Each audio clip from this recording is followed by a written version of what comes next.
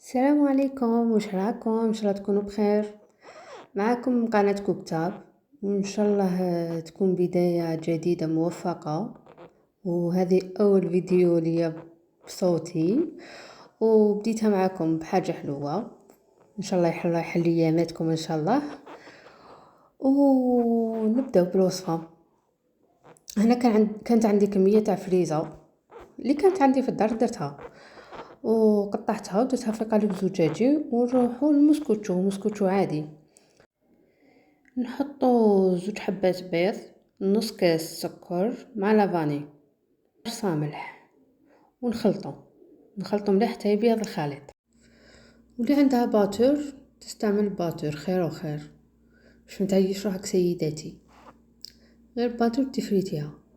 انا راني ضفت القرصه تاع الملح وراني خلطت.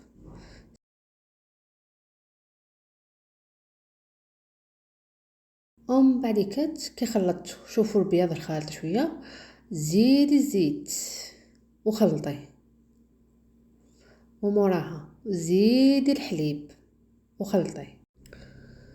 المهم شويه ستريس، شويه بانيكيت في هذا الفيديو. على كل حال ان شاء الله تدعموني. كاين زر الاشتراك لتحت، فعلوا زر الجرس.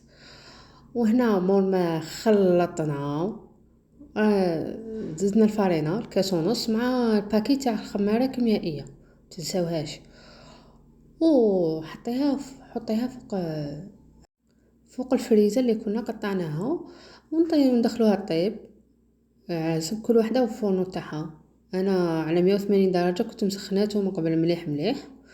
وتدي بال دوغور، تدي تحميره شابه، ونقلبوها. وانا كنت هنا زينتها بالبلا كريم، يجي فريمون بارد ويجي زين بنين.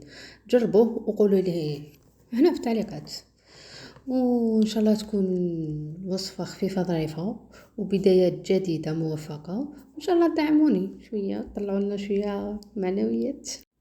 واذا عجبتكم الوصفه ما تنساوش الجيم وكومنتير باش يطلع لنا شويه المورال. ويعطيكم الصحه. واذا كش وصفه ولاكم حابين تشوفوها هنا في القناه تاعكم، قولوا لي في التعليقات. السلام عليكم.